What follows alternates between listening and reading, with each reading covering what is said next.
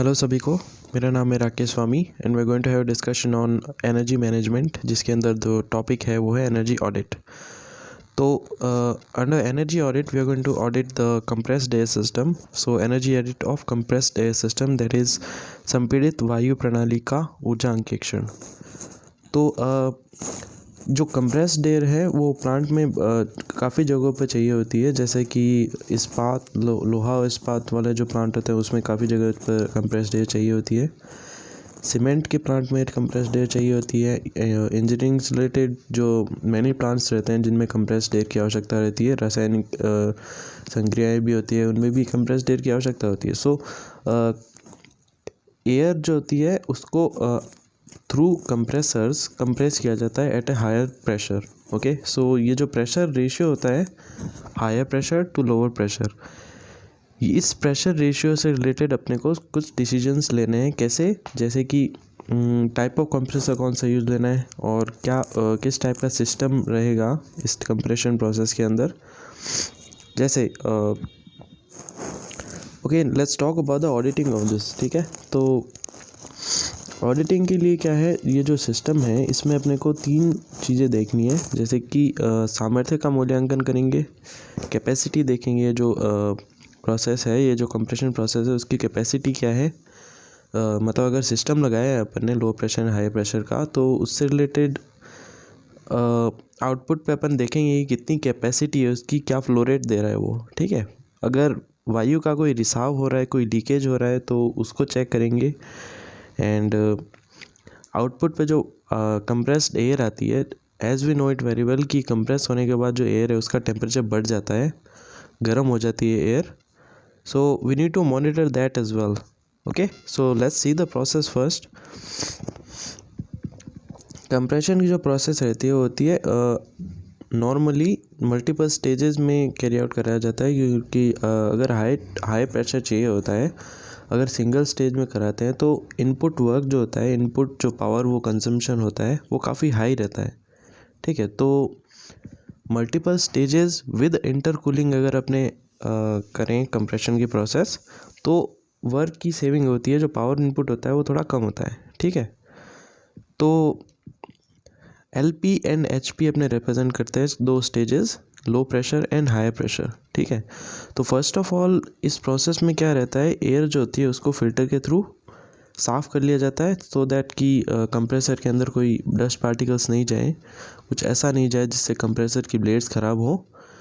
तो air filter से उसको फ़िल्टर कर लिया जाता है एयर को। And then first stage low pressure जो कंप्रेसर है उससे कंप्रेस किया जाता है, यानी कि एक लोअर वैल्यू का उसका प्रेशर रेशियो रहता है, वो थोड़े कम प्रेशर तक कंप्रेस कर पाता है। सो लोअर प्रेशर तक कंप्रेस करते हैं। Then we do the intercooling process, यानी कि डेफिनेटली कंप्रेस होने के बाद टेम्परेचर तो ऊपर चला ही जाएगा उसका, उस ऊपर गए टेम्परेचर को वापस नॉर्मल टेम्परेचर पर लाया जाता है थ्रू सम इंटरकूलिंग प्रोसेस, जिसमें कि एक इंटरकूलर पूरी प्रोसेस लगी होती है, जिसमें वाटर का फ्लो रहता है, वो एक्सपोज्ड हीट एक्सचेंजर रहता है। ठीक, तो ये प्रोसेस होती है कांस्टेंट प्रेशर पे, इंटरकूलिंग की होती है जो कांस्टेंट प्रेशर पे रहती है। जो लो प्रेशर है उसने एक प्रेशर अप किया है, यानी कि प्रेशर राइज किया है एयर का। After that we use intercooler at constant pressure, जो कि टेम्परेचर को डिक्रीज़ कर रहा है। And then we feed the air to second stage high pressure compressor, जिसमें उसका प्रेशर डिज़ायर्ड वैल्यू तक रेज कर दिया जाता है।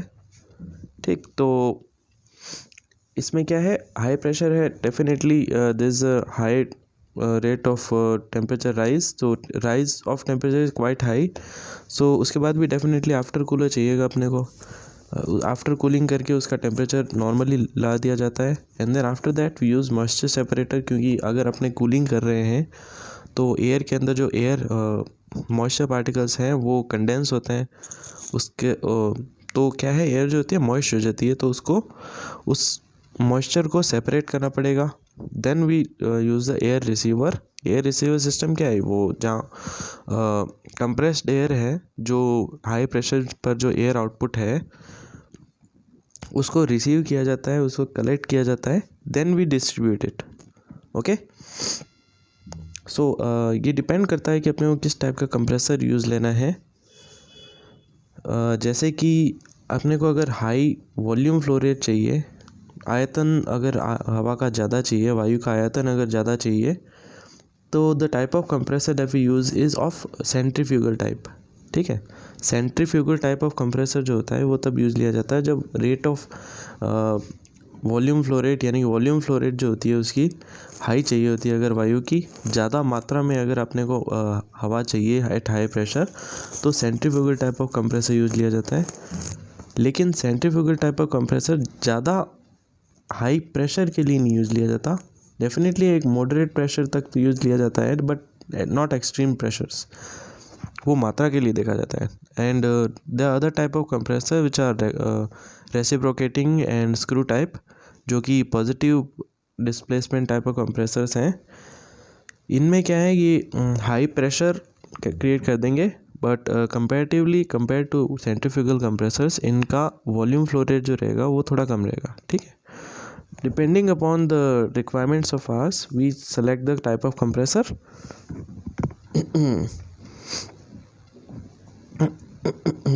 तो जैसे 300 मीटर क्यूब पर मिनट से अगर अपने को ज़्यादा चाहिए volume flow rate, then we use centrifugal type of compressors. इससे अगर कम चाहिए अपने को वॉल्यूम फ्लो रेट, तो वी यूज़ रेसिप्रोकेटिंग और screw type of compressors.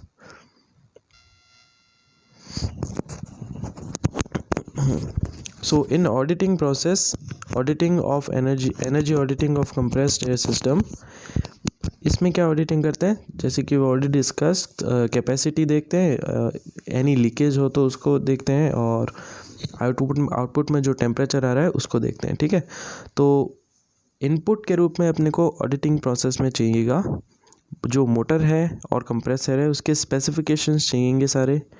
Before auditing starts we need this as input. And compressed air का जो वॉल्यूम चाहिए अपने को और जो प्रेशर चाहिए अपने को, तो उस वॉल्यूम एंड प्रेशर का एक वैल्यू चाहिए कि इतने प्रेशर एंड इतने वॉल्यूम तक अपने को कंप्रेस करना है। ठीक है, ये एज एन इनपुट रहे। And during the auditing process जो टीम है वो कुछ मेजरमेंट्स करेंगी, कुछ मापन करेंगी। वो क्या क्या मापन करेंगे, लेट्स डिस्कस देम। ठीक है, परिचालन दाब, मोटर दक्षता व पावर फैक्टर, पूर्ण भार तथा अभार अवस्था में, यानी कि फुल लोड या फिर पार्ट लोड की कंडीशन होती है उसमें power factor and efficiency. Compressor भारित करने का जो तरीका है उसकी अपने ऑडिटिंग करेंगे, मेजरमेंट देखेंगे, ऑडिट करेंगे डेफिनेटली। एक दिन के दौरान विभिन्न समय पर कंप्रेसर पर भार जो रहता है वो, वायु का प्रवेशित व निकास तापमान, विभिन्न स्टेज के बीच वायु तापमान जो रहता है वो, क्षितिज जल का प्रवेशित व निकास तापमान, जो बीच में इंटरकूलर्स जो लगाए हैं उनमें जो वाटर यूज़ लिया जा रहा है, पानी यूज़ लिया जा रहा है, जल जो यूज़ लिया जा रहा है, उसका जो टेम्परेचर है उसको उसे भी मॉनिटर करना आवश्यक है। देन वी टॉक अबाउट वायु रिसीवर का जो वॉल्यूम है वो, आयतन, वो पाइप का आकार आदि। ठीक है, so these are the points जिसे अपने मेजर करेंगे ड्यूरिंग द ऑडिटिंग प्रोसेस। तो कंप्रेसर की सामर्थ्यता जो अपने ऑडिट, सिंस वी डिस्कस की 3 पॉइंट अपने को ऑडिट करने हैं, सामर्थ्य यानी कि capacity and leakage and output temperature. So let's talk about the capacity of the compressor. इसमें क्या है, जो टर्म है जो डिफाइन करती है कैपेसिटी ऑफ द कंप्रेसर, वो है FAD, फ्री एयर डिलीवरी, यानी कि मुक्त वायु वितरण। इसका एक फॉर्मूला है, that is FAD equal to P2/P1 times T1/T2 times V/T, जहाँ P2/P1 क्या है, जो प्रेशर रेशियो चाहिए अपने को, हायर टू लोअर प्रेशर जो है। P2 क्या है, जिस प्रेशर पे अपने को आउटपुट चाहिए, एंड P1 है जिस प्रेशर पे अपने पास एयर अवेलेबल है। सो P2/P1 ये प्रेशर रेशियो है। T1/T2 is the temperature ratio. T1 is initial temperature and T2 is final temperature.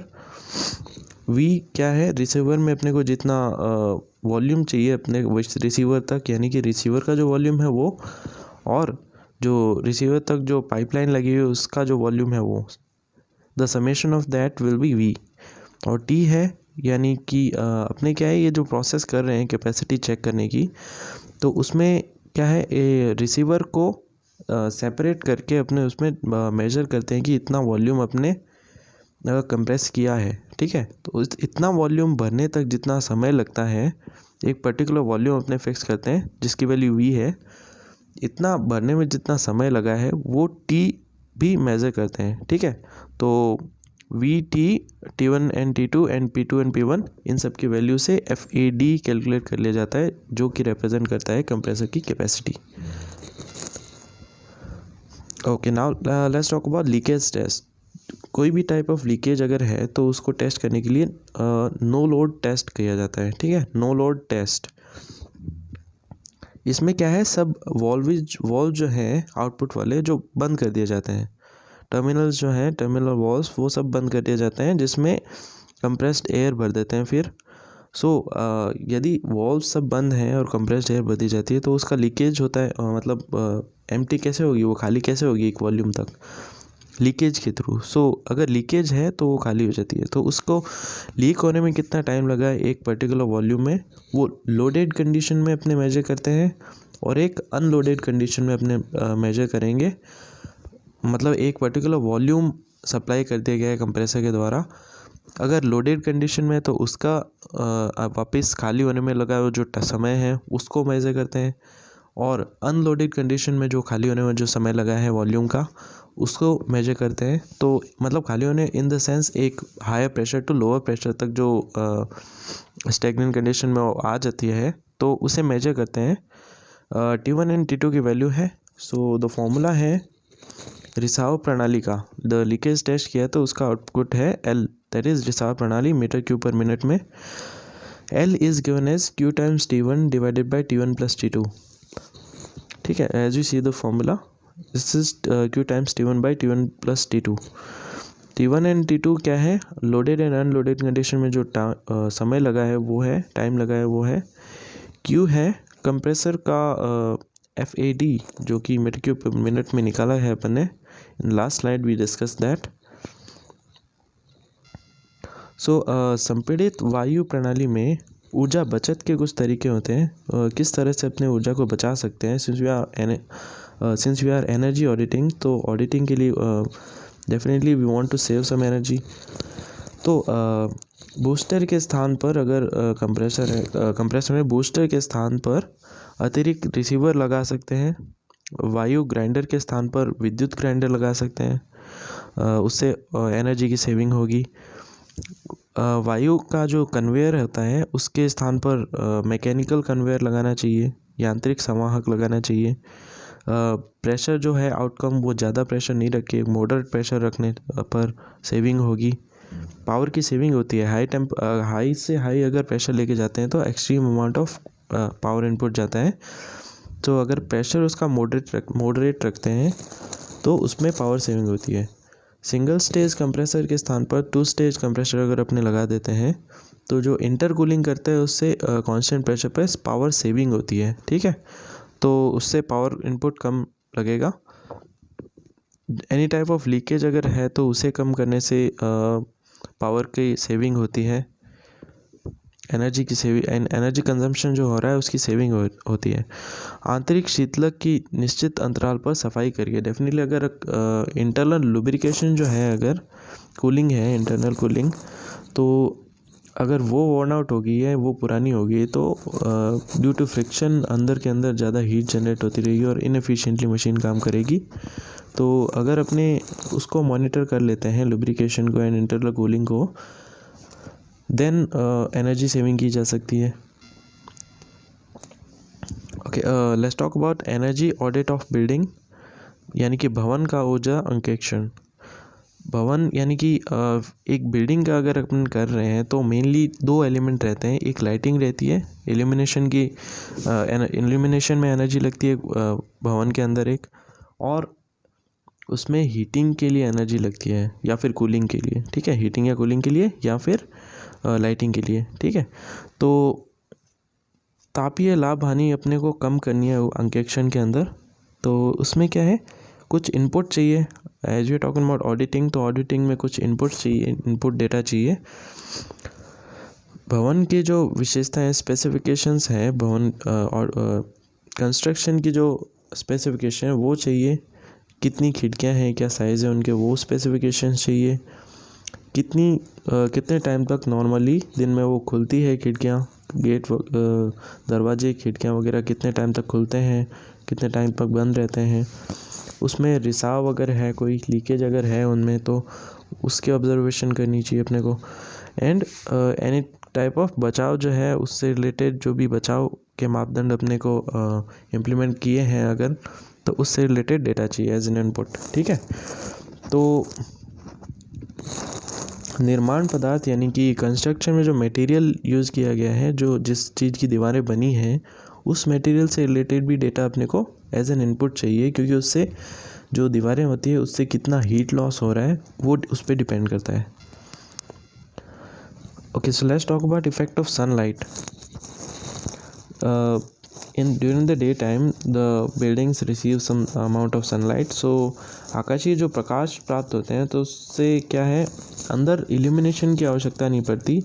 अगर during the day time sufficient amount of light reaches the house, अंदर की side sufficient amount में light पहुंच रही है, sufficient amount यानी कि अगर ओवरऑल आकाशीय प्रकाश है उसका 6% भी अगर भवन के अंदर प्राप्त होता है तो एक्स्ट्रा ट्यूबलाइट्स वगैरह जलाने की ज़रूरत नहीं पड़ेगी हाउस के अंदर। यानी कि अपने एनर्जी अगर सेव करना चाहते हैं तो इवन 6% आकाशीय प्रकाश है उसका भी उपयोग, उसे भी अपने उपयोग में लेकर इसका एनर्जी कंजम्पशन का कम कर सकते हैं। एनर्जी कंजम्पशन जो है लाइटिंग में जो जाता है, जैसे कि ट्यूबलाइट्स जलती रहती हैं, तो उसका जो एनर्जी कंजम्पशन है अगर अपने को कम करना है तो सनलाइट का यूज़ लेना चाहिए। एंड डेफिनेटली जो सनलाइट अगर अंदर आ रही है तो हीटिंग भी हो रही है अंदर। ठीक है, तो उसके सर्दी में पॉजिटिव इफ़ेक्ट्स हैं। अगर लाइट अंदर आ रही है धूप के फॉर्म में तो उससे अंदर हीट भी आएगी, गर्मी अंदर आएगी, तो सर्दी में वो अपने को डिज़ायर्ड है। एंड गर्मी में अगर खुली रहती है खिड़कियाँ या फिर कांच लगा हुआ है, तो अगर सनलाइट अंदर आती है समहाउ तो ज़्यादा कूलिंग की आवश्यकता पड़ेगी गर्मी में अपने को। ठीक है, तो एक तरह से एक ऑप्टिमम वैल्यू तक अपने रख देते हैं कि इतनी लाइट आनी चाहिए जिससे अपने लाइटिंग इल्यूमिनेशन की भी प्रॉब्लम सॉल्व हो जाए एंड जो कूलिंग एंड हीटिंग की जो रिक्वायरमेंट्स है वो भी मीट हो जाए। ठीक है, तो इन्फिल्ट्रेशन होता है एक, अगर we are talking about house तो उसमें जैसे कि हवा जो है अंदर आती है बाहर जाती है, हवा का एक फ़्लो भी बहुत ज़रूरी होता है वेंटिलेशन के तौर पर। तो एक तरह से इन्फिल्ट्रेशन है हवा का, एयर का इन्फिल्ट्रेशन है इनसाइड द रूम और हाउस, तो we need to monitor that as well. ठीक है, तो ये एक्स्ट्रा वेंटिलेशन है, इन्फिल्ट्रेशन है जो एक्स्ट्रा वेंटिलेशन है, जो मतलब जिसे कंट्रोल नहीं किया जा सकता। जैसे कि कितने भी सील कर दें अपने दरवाजे और खिड़कियां, कितने अगर डेफिनेटली सील तो नहीं करना चाहेंगे अपने, क्योंकि कंफर्टेबल कंडीशन भी रहनी चाहिए घर के अंदर। तो जो दरवाजे एंड खिड़कियां हैं उसकी सीलिंग कितनी भी कर दो तो कुछ अमाउंट तो रहता ही रहता है। ठीक है, लीकेज रहता ही रहता है, तो उसे नियंत्रित नहीं किया जा सकता आवश्यकता अनुसार। ठीक है, लेकिन जैसे कि मैं कह रहा था कि सील कितना भी कर दें तो एक मात्रा तक अपने कंट्रोल किया जा सकता है।